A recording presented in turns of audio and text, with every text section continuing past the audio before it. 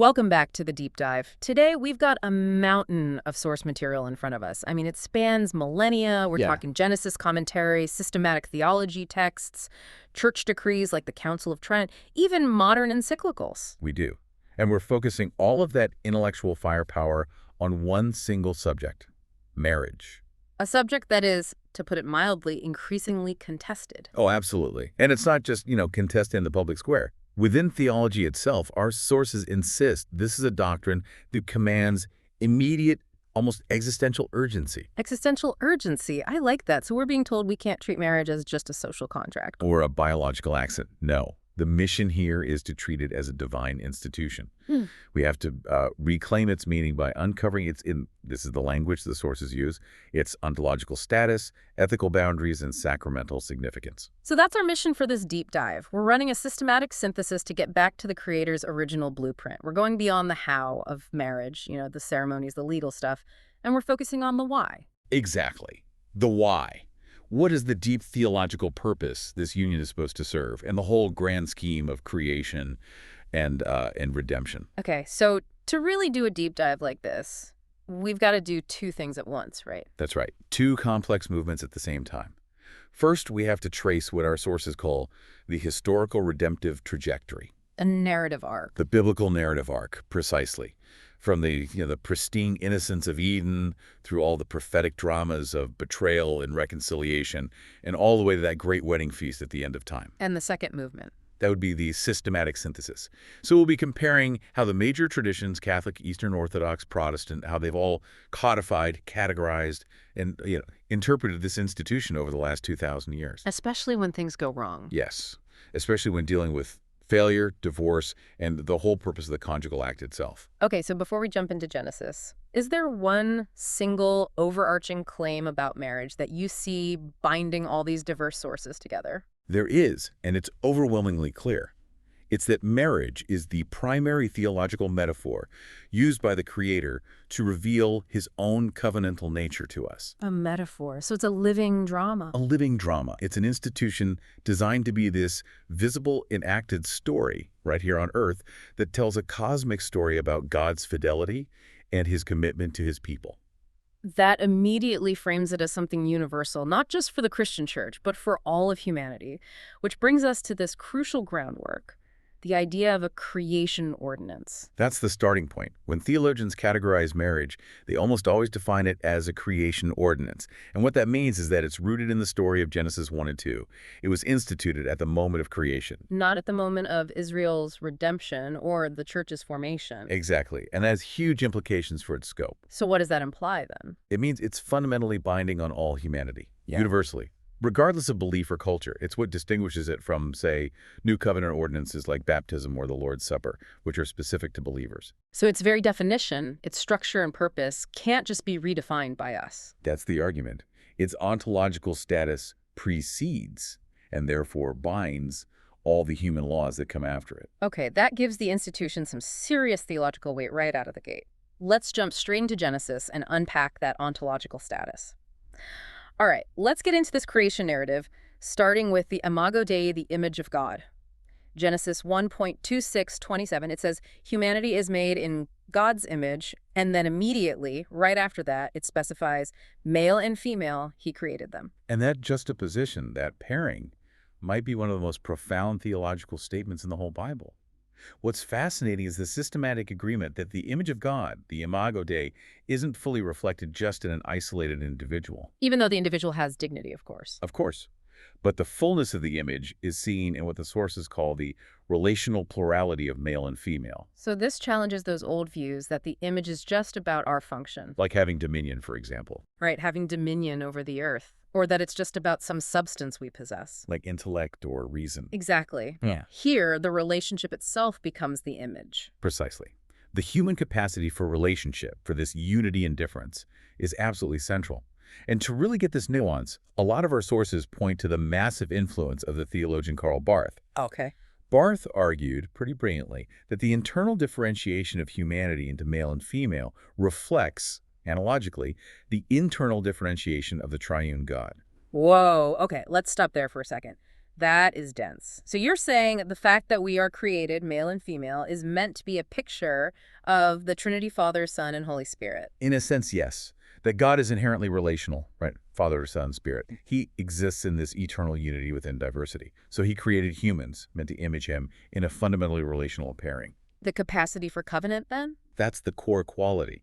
God is a God of I-thou encounter, of communion and commitment. And only a creature that's created to be both distinct male and female, and yet unified one flesh, can adequately serve as the image of the triune God's own communal covenantal being. Which makes that first negative statement in all of creation so much more jarring. We get to Genesis 2, and after this rhythm of it was good, God says, it is not good that the man should be alone. It is the single disruption to the pre-fall order. Solitude is a failure of the blueprint. And the solution to this deficit is not a mirror image, but a partner corresponding to him, the ezer kenegdo. Ezer kenegdo, okay, Yeah. and that's the phrase that's usually translated as helper fit for him, which I think we can agree is where a lot of modern interpretation gets really complicated. It really does. The English word helper can imply, a subordinate role, someone who just assists the main actor. But that's not what the Hebrew implies. Not at all. And systematicians spent a lot of time correcting this. Our sources really stress that the Hebrew term ezer is not a subordinating term in this context. In fact, the most frequent use of ezer in the Old Testament is actually applied to Yahweh himself. To God. As the helper of Israel, the one who saves, protects, and supplies the strength that the people lack. You see it in places like Psalm 121. So when the woman is called ezer, it implies she is supplying an essential strength, not just like auxiliary support. Absolutely. She's addressing that specific ontological deficit, the man's solitude. And the term kenegdo means corresponding to him or suitable for him. She's the essential complement, standing both over against him with her own distinct dignity and alongside him, providing that capacity for relationship that completes the imago Dei. This all builds toward the core formula, doesn't it? The transhistorical formula of Genesis 2.24, the verse Jesus himself quotes to establish indissolubility. Therefore, a man shall leave his father and his mother and hold fast to his wife, and they shall become one flesh. That's it, the three structural components. Okay, let's break them down, starting with leaving. Leaving is the prerequisite. It's a radical sociological realignment. The sources describe it as superseding your vertical loyalty to your parents, your clan, with a new horizontal loyalty to your spouse. You're establishing a new autonomous family unit. A whole new entity. It becomes the fundamental social building block, the start of its own lineage. And then comes cleaving, to hold fast. Right, and that's the commitment mechanism. The Hebrew word is dabak, and it implies a binding glue, an adhesion that isn't easily severed. This is covenant language. Quintessential covenantal language. It's the same term used for Israel's unwavering adherence to Yahweh. It tells you the marital bond is defined by a profound, solemn, loyal obligation. It's an act of will that transcends just, how you're feeling that day. A permanent bond because the covenant is meant to be permanent. Which brings us to the phrase that defines the union itself. One flesh, basar ekad. And this is probably the most misunderstood term of the three. It really is. It gets reduced to just the physical act. But to understand basar ekad, you have to get into a bit of Hebrew anthropology. The term flesh, basar in Hebrew, often means more than just tissue. It can refer to your clan, your kin, the totality of who you are as a living person. So one flesh is about more than sex. So much more. Though the sexual act is the physical seal of that union. It is the formation of a new, single kinship unit. It's an ontological merging. Two distinct individuals, strangers, are transformed into the deepest possible kind of kin. They're united socially, covenantally. And existentially. The sexual act is the consummate expression of this new unified existence. The two are now a single entity, the foundational unit of all human society. An entirely new spiritual and familial entity. But that perfection, that mutuality, it's immediately shattered in Genesis 3. The fall enters, and the perfect one-flesh union is tragically distorted. Sin transforms that mutuality into conflict. And the pronouncement in Genesis 3.16, your desire shall be for your husband, and he shall rule over you. Our sources identify this as the theological origin of marital strife for all of history. It's the etiology of it, yes. Yeah. And that word for desire, teshukwa, is so critical.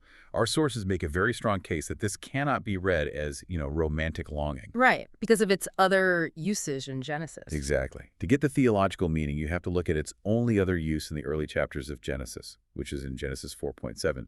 God warns Cain that sin is crouching at the door. Its desire, its teshukah, is for you, but you must rule over it. Ah, so sin's desire is to possess, to control, to subjugate Cain. Precisely. So by parallel, in the marital context, this teshukah is interpreted not as affection, but as a sinful, manipulative desire for power. A desire by the woman to possess, control, or usurp the husband's position. And that manipulative drive is then met by the husband's sinful, dominating response. He shall rule over you, which systematicians define as a tyrannical, harsh subjugation, completely contrary to the loving headship that was intended in Eden. So just to be clear, the curse does not create these roles, but it fundamentally twists the original design. Exactly. Loving headship becomes domineering rule. Voluntary cooperation is twisted into a manipulative battle of wills. It's an immediate wreckage. The perfect institution immediately enters a state of crisis. Yeah. And because of that, the original ideal dies. And the law has to step in, not to restore Eden, but just to manage the wreckage. To regulate the wreckage caused by hard hearts. Yeah, and that brings us right into the Old Testament's legal response, what you call the Mosaic concession. The Torah has to regulate marriage in a fallen world. It's providing a realist legal framework, not holding to the ideal. This is a critical shift in the narrative. The key text is Deuteronomy 24.1-4, which outlines the law about the certificate of divorce, the sefer keretut. It allows a man to divorce his wife if he finds in her some indecency, or ervat dabar. Now, on the surface, that sounds like a massive permission slip for men in a patriarchal society to just discard their wives. It does. But our sources highlight a really critical nuance here. The requirement for a written legal certificate was actually a form of protection for the woman. How so? Well, it limited the husband's ability to act on a whim. In the surrounding cultures of the ancient Near East, a man could often just say, "You are not my wife," and that was it. He'd cast her out. And without any legal documentation, that woman was completely defenseless. If she tried to remarry, she could be accused of adultery. Which was punishable by death. So the certificate itself provided legal validation of her freedom to remarry. It made her the wife of another man, a legally viable status. It guaranteed her future. It protected her. But that permission all hinged on how you interpret that very ambiguous phrase, ervat dabar, the indecency. And this led to one of the most famous and frankly bitter disputes in rabbinic history. It was a monumental split that really defined the legal landscape right up until the time of Jesus. The two major schools of thought. The school of Shammai and the school of Hillel. The school of Shammai took a very restrictive interpretation. They argued that ervat dabar referred exclusively to severe sexual immorality, something that really violated the covenant's moral core. They were trying to hold on to the high ideal. And the opposing school, Hillel. The school of Hillel took a radical, broad, liberal interpretation. They argued that ervat dabar could mean almost any cause of displeasure. Their famous interpretation was that if a wife burned a man's dinner, or even if he just found another woman he thought was prettier, he had legitimate grounds for divorce. And that liberal view was the one that dominated common practice. It was. And that provides the crucial legal context for why Jesus' later teaching was so revolutionary. The legal framework also had that very stark prohibition on restoration, didn't it? It did. Deuteronomy 24 prohibits the original husband from remarrying the wife he divorced if, in the meantime, she married someone else. That second marriage creates a definitive barrier or state of defilement regarding the first covenant. Why was that rule so important? Well, theologians argue it was necessary to prevent the casual cycling of spouses, to stop this irresponsible exchange and disposal of wives by imposing a massive, irreversible consequence on the act of divorce. Even within the legal concession, there were these firm barriers to protect the sanctity of the bond. So while the law is regulating the failure, the narrative books start pointing toward redemption. This brings us to the theology of the goal, the kinsman redeemer. Yes, and the goal concept is foundational to Israel's understanding of salvation. It refers to a close male relative who is obligated by law to restore the welfare of his kin. In what ways? Specifically in 3 areas: avenging a lost life, redeeming lost property, or, and this is key for us, through the institution of levirate marriage, raising up an heir for a deceased childless brother. And that practice of levirate marriage from Deuteronomy 25, that's the backdrop for the most famous illustration of the goal. The Book of Ruth. It's an incredible story showing how marriage intersects with economic and familial redemption. Boaz acts as the kinsman redeemer for the destitute widow, Ruth, and her mother-in-law, Naomi. He provides two kinds of salvation, really. He does. He redeems the lost field, which is economic salvation, and by marrying Ruth, he ensures the deceased family line isn't extinguished, which is genealogical salvation.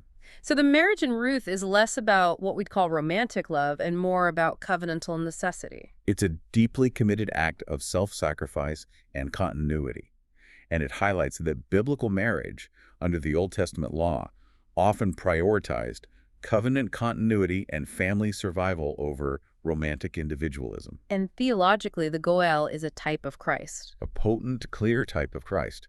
Christ assumes our humanity. He becomes our kin in order to redeem the church, the destitute, widowed community from sin and death. So marriage itself functions as a mechanism for illustrating salvation. Now we get to the prophets, and the imagery shifts again. It's no longer about legal frameworks or family law, but high-stakes cosmic drama. This is the maritalization of the covenant. This is a powerful, radical move by the prophets.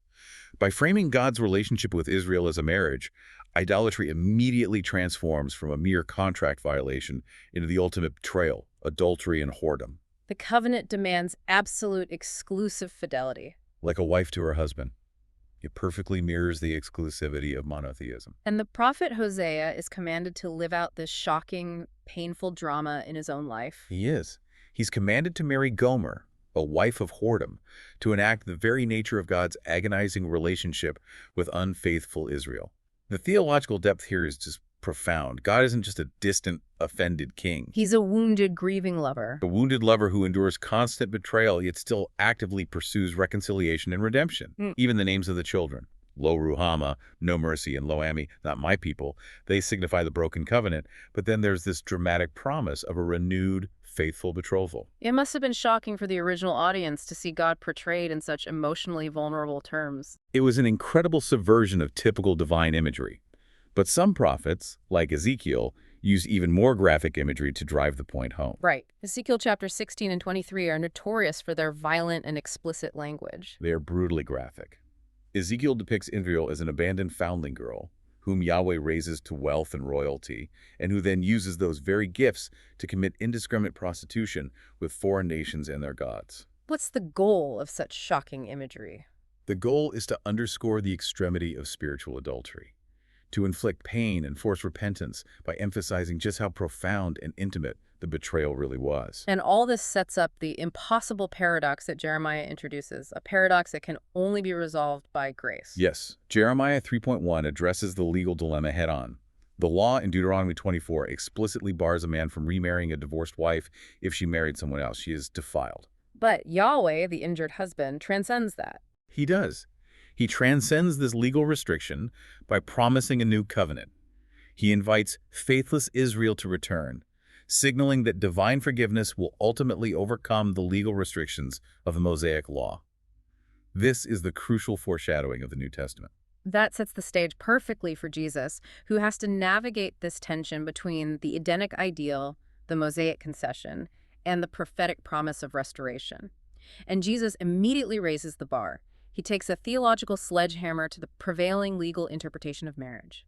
Let's look at his response to the Pharisees in Matthew 19 and Mark 10. Right. When they test him on the grounds for divorce, his response is revolutionary, because he completely ignores the current law and insists from the beginning it was not so. He bypasses the Mosaic concession. He bypasses it entirely, saying it was only given because of humanity's hardness of heart, and he appeals directly to the order of creation from Genesis 1 and 2. So he restores the Edenic ideal, grounding indissolubility not in a legal code, but in the nature of reality itself. Correct. He defines marriage as a definitive, God-joined union.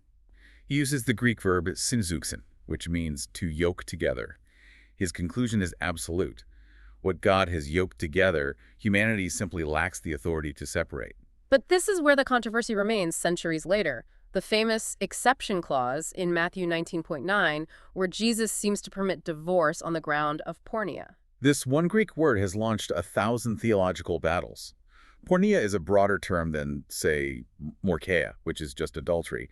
It refers more generally to sexual immorality. The crucial debate is, how broad is that category? Let's detail the major interpretive divides here, because this has immense pastoral significance. Well, the Roman Catholic interpretation tends to be highly restrictive. They often argue that porneia here refers exclusively to invalid unions that shouldn't have happened in the first place, like incestuous marriages forbidden by Mosaic law. So by interpreting it that way, they maintain the absolute indissolubility of all valid marriages. Exactly. If the marriage was incestuous to begin with, then an annulment isn't a divorce. It's a declaration that a valid marriage never actually existed. And the Protestant interpretation? It's generally broader. Most Protestant exegetes read porneia in this context as encompassing adultery, the act that fundamentally breaks the one-flesh covenant bond. So they see it as a recognition that the sin has already broken the union. Yes. The innocent party is released from the bond, though the ideal, of course, remains indissolubility. Some even extend porneia to include serious spiritual defection that mirrors that prophetic betrayal of Israel. So Jesus radically raises the bar back to Eden. But then in Matthew 22, he seems to deflate marriage entirely with what you call the eschatological check. This is a vital theological counterpoint. When the Sadducees challenge him about levirate marriage in the resurrection, Jesus declares that in that age, people neither marry nor are given in marriage, but are like angels. And that's the definitive statement that marriage is a temporal institution. It belongs only to this age, this seculum. It is. It's a signpost. It serves its purpose here in the temporal world by imaging the covenant. But once you reach the destination, the fully realized kingdom, you don't need the signpost anymore. So this teaching prevents the idolatry of the family. It does. It reminds believers that no human relationship, no matter how intimate, is the final destination. Ultimate loyalty is always reserved for the kingdom of God. Moving from Jesus' radical restoration to Paul's systemic theology, we arrive at the theological summit in Ephesians 5, where he introduces the mega mysterion. Ephesians 5:22-33 is the most profound passage on the subject, without a doubt. Paul takes the established roles, the husband as sacrificial leader, the wife as voluntary follower, and he grounds them in the cosmic drama. The husband is to love his wife as Christ loved the church and gave himself up for her. And then he quotes Genesis 2:24, "The two shall become one flesh," and immediately reinterprets it. This mystery is profound, mysterion, and I'm saying that it refers to Christ and the church. This is the critical architectural move. Paul is not just saying that human marriage is a nice illustration of the gospel. He is saying the gospel is the archetype, the original eternal pattern, and human marriage is the ectype. The earthly copy, the icon. The earthly copy. Marriage was designed from the very beginning to be a living, breathing portrait of redemption. It exists to embody the sacrificial, cleansing love of Christ and the responsive, purified devotion of the church. That makes the stakes infinitely higher. It also connects the marriage bond directly to sanctification, doesn't it? Absolutely. The husband's love is described as sanctifying, washing the bride with the water of the word. So marriage is redefined as a school of holiness, where spouses participate in Christ's work by actively refining and purifying one another. While Ephesians 5 gives us that high metaphysics, 1 Corinthians 7 gives us Pauline realism, how the church has to function in the messy, conflicted reality of a fallen world. Right. And he starts by elevating something often marginalized: singleness. In a culture where marriage was universally assumed for social and economic reasons, Paul's teaching was explosive. He elevates celibacy as a valid, even preferable, vocation. For those seeking undistracted devotion to the Lord, he makes a practical contrast. The married person is anxious about worldly things, how to please his wife, whereas the unmarried person can focus completely on the things of the Lord. So it affirms singleness not as a second-class status, but as a deliberate choice for kingdom priorities. But 1 Corinthians 7 also gives us the second major biblical ground for dissolving a marriage, separate from adultery, the Pauline privilege. Yes, this addresses the crisis of mixed marriages, where one spouse becomes a believer after the wedding. Yes. His first command is to stay together if you can. But the crucial clause is this: if the unbeliever departs, the believer is not under bondage. Udidutai. Okay, so what is the systematic interpretation of that phrase, not under bondage? The consensus among Protestant exegetes is that this phrase means freedom from the marital bond, granting the innocent believer the freedom to divorce and remarry. This effectively recognizes desertion or abandonment by the unbeliever as a valid ground for dissolving the covenant. Because the deserter has fundamentally broken the original debat commitment. Exactly. The one who leaves has broken the loyalty. It frees the innocent party. It's fascinating how the New Testament closes the loop on this. We started with creation, saw the fall, endured the law, found redemption in Christ. The whole arc demands a culmination. And that culmination is a wedding. Revelation 19 describes the marriage supper of the Lamb. History ends, not in a battle or a legislative session, but in a feast celebrating the ultimate union. The church, the bride, is finally united with Christ, the Lamb. It brings all that prophetic imagery from Hosea and Ezekiel to its glorious conclusion. It's the eschatological fulfillment. The intimacy and fidelity we experience in human marriage were only meant to be foretastes, signposts pointing toward this final, perfected communion, and that gives every faithful human marriage cosmic significance.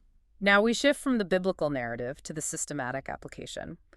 How have the major theological traditions categorized this bond? Is it a contract, a covenant, or a sacrament?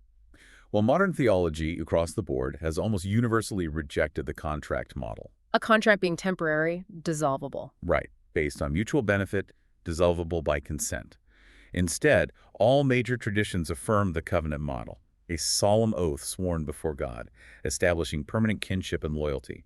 The jurists called it a totius vitae consortium, a partnership for the whole of life. But the major dividing line between traditions is whether that covenant is also a sacrament. That's the one. And the definition stems from the Latin Vulgate's translation of that Greek word mysterion in Ephesians 5 as sacramentum. The Roman Catholic Church, solidified at the Council of Trent in 1563, defines marriage as one of the 7 official sacraments. What exactly does that sacramental status confer upon the bond? What does it do? It elevates its dignity and changes its very nature. The covenant itself, the vows, the consent, is the matter of the sacrament, but the grace of Christ is the form.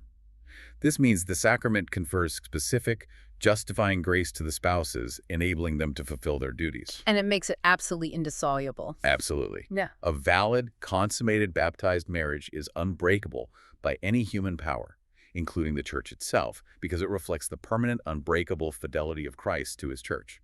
How does the Eastern Orthodox view this? They also use the idea of a mystery, a mysterion. They do. The Orthodox Church views it as a holy mystery. Their emphasis is highly liturgical, focusing on the crowning of the couple, which symbolizes their entry into the kingdom and the call to self-sacrifice, even martyrdom for the other. They hold it as an eternal bond that should ideally never dissolve. But in practice, they are more lenient on divorce and remarriage than the Catholic Church. How do they reconcile that tension? They use the concept of oikonomia, which is pastoral leniency or economy. Theologically, they argue that while the bond is eternal, a marriage can spiritually die through persistent sin. So oikonomia is an act of merciful concession to human tragedy and weakness. So they permit divorce and remarriage. Yes, often limited to 3 times, through a penitential rite. They recognize it's better for the person to be remarried than to live in despair or unrighteousness. It's a pastoral concession, not a theological statement that the bond is easily broken. So the ideal remains absolute, but the application is mercifully tempered. And the Protestant tradition, they explicitly reject the sacramental status. Right. The Reformers, Luther and Calvin, rejected it as a sacrament because they argued it lacked a specific redemptive promise tied to salvation. And critically, because it existed as a creation ordinance before the church was even formed, Luther famously called it a weltlich Ding, a worldly thing. Meaning it belongs to the civil order? Primarily, yes. Yeah. Though it's still regarded as holy, a means of general grace, and a covenant institution of God. Okay, regardless of how they categorize it, all 3 traditions seem to agree on the core ends or purposes of marriage. They do. They look back to St. Augustine, who identified the 3 traditional goods: fides, fidelity, proles, offspring, and sacramentum, the sign of indissolubility. Modern theology usually groups these into 2 primary inseparable dimensions: the unitive end and the procreative end. Define the unitive end for us. The unitive end focuses on the good of the spouses, that intimate communion of life and love, mutual self-giving, friendship. It also includes the Pauline realist purpose from 1 Corinthians 7 as a remedy for concupiscence, for sexual temptation. And the procreative end. That's the generation and education of children, linking marriage directly back to the original creation mandate: be fruitful and multiply. It's the potential separation of those 2 goods, the unitive and the procreative, that leads to the sharpest contemporary divide, the contraception debate. This is where systematic theology clashes most dramatically in the modern era, and it all revolves around the separation of ends. The Roman Catholic view, most clearly articulated in Pope Paul VI's 1968 encyclical Humanae Vitae, is that the unitive and procreative meanings of the conjugal act are inseparably connected by God. And so breaking that connection is seen as acting against God's design. Exactly. The teaching is that every marital act must remain open to the transmission of life. Therefore, to intentionally break that connection through artificial contraception is viewed as acting against the natural teleology of the body and usurping God's sovereignty over life. It's seen as intrinsically evil. Yes, because it attacks the integrity of the conjugal act itself. The only exception they permit is natural family planning, or NFP, where the couple respects the natural cycles of fertility within the act. So how did the Protestant divergence on this take hold? Because historically, Luther and Calvin were also opposed to contraception. They were. They saw it as a rejection of the creation mandate. The shift in mainline Protestantism started gradually in the early 20th century, really kicking off with the Anglican Lambeth Conference of 1930, which made a very careful, limited allowance for contraception in certain circumstances. That opened the floodgates. And what's the theological rationale that allows most modern Protestant traditions to permit it? There are a few arguments. First, that the Bible doesn't explicitly forbid it. Second, they elevate the unitive end, arguing that companionship and intimacy are sufficient justification for the act, even if procreation is prevented, as long as the marriage practices responsible parenthood. And the be fruitful mandate. They often see that as fulfilled generally by humanity, not necessarily binding on every single marital act. This emphasis on freedom of conscience allows for a much wider range of practice. That distinction, the integrity of the act versus the integrity of the relationship, that seems to be where the two traditions fundamentally diverge. This intense focus on the conjugal act and self-giving brings us back to the foundational theology of the human body. And our sources point to Pope John Paul II's theology of the body as one of the most powerful modern syntheses. It's a profound synthesis because it links our human ontology directly to our vocation. It argues that the body, in its sexual differentiation, has a spousal meaning. It's designed in its very structure to express love through the sincere and total gift of self. So the body is meant to communicate something. Yes, it brings us right back to that image of being naked without shame in Eden. That condition wasn't just about physical nakedness, it was about total existential transparency. There was no fear of being used and no possibility of lust. And the key insight there is the difference between lust and love. It is. The key anthropological insight is that lust reduces the body of the other person to an object to be used for selfish pleasure, while love receives the body as a unique, inviolable subject to be cherished and honored. This informs the view of the sexual act as a specific, solemn form of communication, what some call the language of the body. That's the metaphor. Sexual intercourse is a language, a set of physical signs that speak a definite truth. I am completely, totally, and permanently yours, and I receive all that you are. The act itself is a renewal of the marital vows. And the tragic consequences of betraying that language. Adultery is a profound physical lie. You're speaking that ultimate covenantal truth to a non-covenant partner. And to bring it back to contraception, it's viewed in this light as a falsification of that language. You say, I give myself completely, but by intentionally frustrating fertility, you're withholding a key aspect of your being. It's a very intricate philosophical bridge between the body's biology and its covenantal meaning. It is. Okay, shifting gears now from ontology to function. We have to address the classic modern theological conflict on internal structure, the gender role debate. Complementarianism versus egalitarianism. And the core question, as you noted, is whether role distinctions are rooted in creation before the fall, or are they abolished by redemption after the fall. Crucially, both sides affirm the ontological premise. Yes, both must affirm and do affirm that men and women are fundamentally equal in essence, dignity, and value as bearers of the Imago Dei. The conflict is purely about the functional roles within the family and the church. Let's detail the complementarian view and its foundational arguments. The complementarian position asserts that men and women have distinct, divinely ordained complementary roles that are rooted in the created order existing before the fall. Their arguments rest on two pillars. First, the order of creation Adam formed first, Eve from Adam, and second, specific New Testament mandates, like in 1 Timothy 2, where Paul grounds functional restrictions directly in that creation order. And how is the husband's headship defined in this view? It's defined sacrificially, modeled on Christ's headship over the church in Ephesians 5. It is not tyranny, but a specific calling to sacrificial leadership, protection, and provision. The wife's submission is then viewed as a voluntary, intelligent disposition to respect and follow that leadership. And they often use the Trinitarian analogy to support this. Yes, arguing that the Son is equal in essence to the Father, yet he voluntarily submits to the Father's will.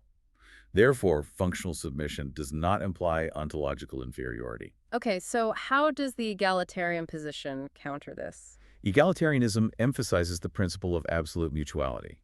They often point to Ephesians 5.21, submitting to one another, as the governing rule for everything that follows.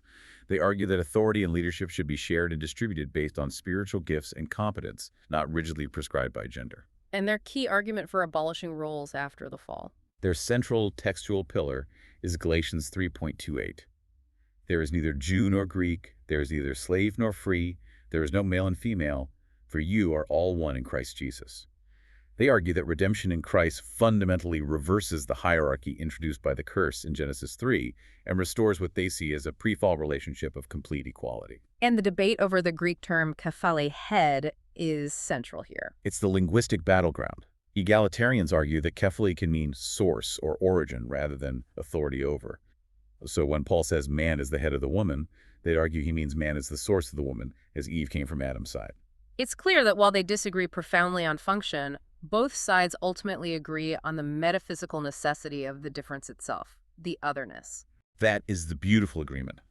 The male-female duality is essential because it provides the necessary otherness for the union to be a sign. The final conclusion is that the union of two different kinds, male and female becoming one, is the only adequate sign of the ultimate cosmic union of the Creator, who is utterly other, and the creature, humanity. The difference is the prerequisite for the sign. We have to move now to the pastoral reality, the brokenness. Malachi 2.16 says clearly that God hates divorce, yet the ideal is shattered every day. Let's systematically review the general Protestant consensus on the grounds where divorce is permitted. Right. The challenge is always to uphold the ideal while extending mercy to victims of sin. As we discussed, the consensus generally affirms two primary explicit biblical grounds.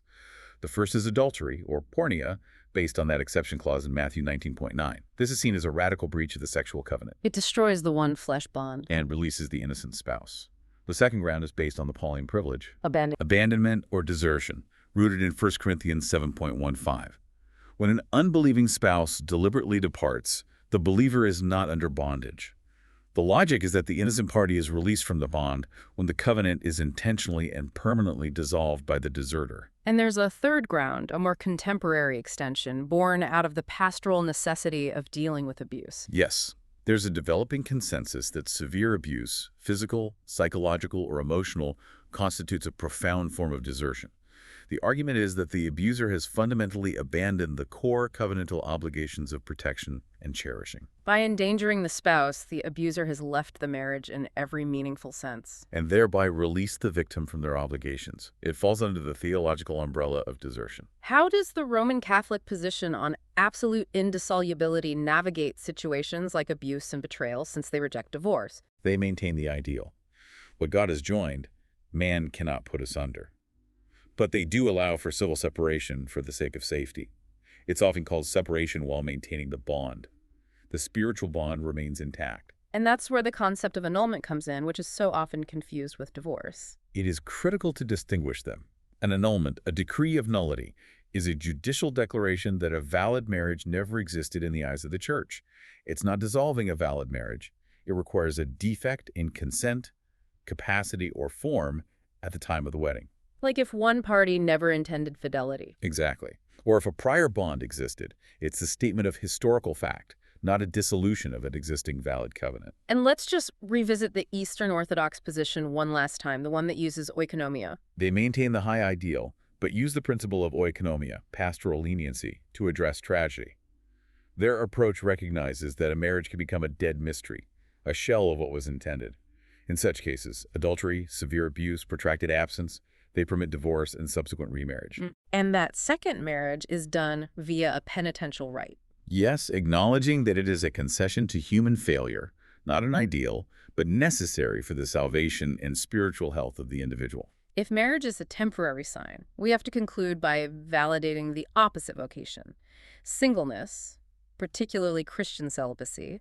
What theological weight does that carry in this framework? Well, if marriage is a temporary temporal sign pointing to the ultimate reality, then Christian celibacy is viewed as an eschatological lifestyle. It's a prophetic witness. How is it prophetic? The celibate person declares by their life that the ultimate union with Christ is sufficient, and that the perfection promised in the resurrection is not dependent upon an earthly sign. So it's not a lack, it's a proactive declaration of sufficiency. Exactly. It validates singleness not as a deficiency or a failure, but as a superior prophetic lifestyle that anticipates the ultimate reality where marriage is no longer needed. That leads us directly back to that final, often difficult text, the no marriage in heaven declaration in Matthew 22:3. Why must God dissolve our deepest human connection in eternity? This is where we need to go back to the idea of the signpost versus the destination. And we can draw on C.S. Lewis's idea of transposition. It is not a subtraction of love or intimacy, but a massive qualitative surpassing of the need for exclusivity. Can you elaborate on that transposition? Our earthly intimacy is limited, exclusive, and necessarily incomplete. In the resurrection, the intimacy we crave in marriage isn't taken away, but rather transcended by a universal, perfected intimacy with all saints in God. The specific protective exclusivity of marriage is no longer necessary because the barrier between all redeemed persons is fully removed. And we are united with the source of all love. Precisely. The signpost leads to the reality. And once the sun rises, the lamp is no longer needed. Marriage is the lamp. In heaven, we have the sun. Exactly. The temporal exclusive bond has done its job. The end goal is realized in the marriage supper of the Lamb. What an incredible journey through the theological structure of marriage. We've traced it from the pristine creation ordinance in Eden, through the violent prophetic drama of betrayal and redemption, to the theological height of Paul's profound mysterion, and finally to the eschatological wedding feast of the Lamb. The final unifying conclusion from all these sources is this: whether you view it as a sacrament, a holy mystery, or a covenant, marriage is fundamentally a theological drama. It's the primary vehicle through which God reveals his nature as a covenant-keeping God. He binds himself to humanity through solemn, enduring fidelity. Just as husband and wife bind themselves to each other, so the call to love your spouse, or even to commit to singleness and devotion to the Lord, is really a cosmic responsibility. It's a massive claim. The consensus holds that marriage exists most ultimately to display the covenant-keeping love between Christ and his church. The command to love your spouse is nothing less than a call to reenact the cosmic drama of redemption every single day in the most intimate parts of your life. It's the living, breathing icon of the gospel itself. Acted out for the world to see. That frames the institution with a weight and a purpose far beyond anything the modern world defines it as. So what should you, the listener, take away from this profound, deep dive? Here is the provocative final thought for you to carry forward. If marriage is fundamentally a living, breathing icon of the gospel, constantly performing the story of God and humanity, what unexpected ways might your own fidelity, or conversely, the way you navigate brokenness, be acting out that history for those watching your life right now? A question that redefines the stakes of every relationship. Thank you for taking this deep dive with us.